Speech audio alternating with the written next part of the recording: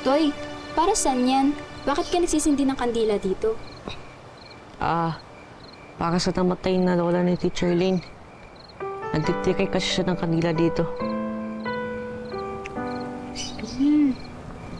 Alam mo, napakaswerte natin kay Teacher Elaine, no? Sobrang bait niya sa atin. Kaya nga eh. Kaya dito man lang makabawi ako sa kanya. Malaki ng tumulong niya sa amin ni Lola. Dahil sa kanya, tumigil na ako sa ginagawa ko masama dati. Toy, alam mo, naiintindihan ko kung bakit mo nagawa yun. At masaya ako na magsisimula ka na ulit. Alam mo ba, kinausap ko si nanay. Sabi niya, kakausapin niya raw yung amo niya kung pwede kayo pasok nun sa trabaho niya. Sabi ko naman, pwede kang tagalinis o kaya tag-alaga din ng mga pusa nila. Uy, salamat, Jelay ah. Ang laking tulong niya sa amin. Makakaipon ulit ako para kay Lola.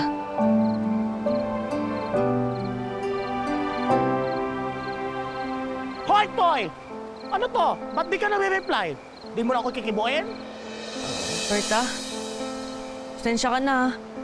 Hindi na kasi ako tumatanggap ng ganyang trabaho eh. Ala, hindi pwede yun. Nag-advance ako 150. Ano to? Babayaran ko na lang po kayo. Mag-iipon po ako. Mga ilang araw. Pag-iipuhunan pa, alam mo birthday nito, sumama ka na sa amin. Ayoko na po. Naggalit po yung lola ko sa akin. Wala akong pakialam sa lola mo. Ano? Gusto mo? Pupunta ako sa bahay niyo at sisingilin siya? Papaya ko pang lola mo. O, kaya halika na, sumama ka na sa amin. Halika na. Teka, sabi mo, bitawan niyo po.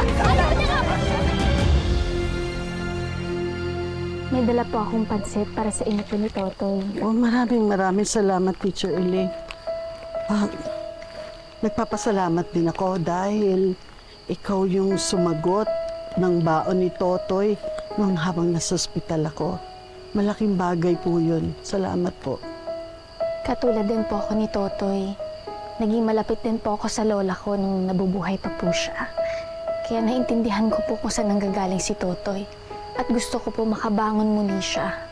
Salamat Lola po. Shine! Si Totoy po kinuha ni na Berta at Sexy. Masama po yung kutob ko. Uy, yung apo niyo po, pag lumaki, Diyos ko, artistahin, maging artista yun. Napaka-beway talaga. Pinipilit po kasi nila si Totoy sumama. Ayaw na nga po sumama ni Totoy sa kanila, pero pinipilit po nila kasi nga po may utang daw po sa kanila si Totoy. Kailangan kong puntahan ng apo ko. Hindi ako papayag na babuyin siya ng ibang tao. Tara na po, tatawag na rin po ako ng barangay. Happy birthday! Eto na ang birthday! Ano ba? Sabi ko, di ko na po ulitin. Kaya ayun po, di ko na po inulit.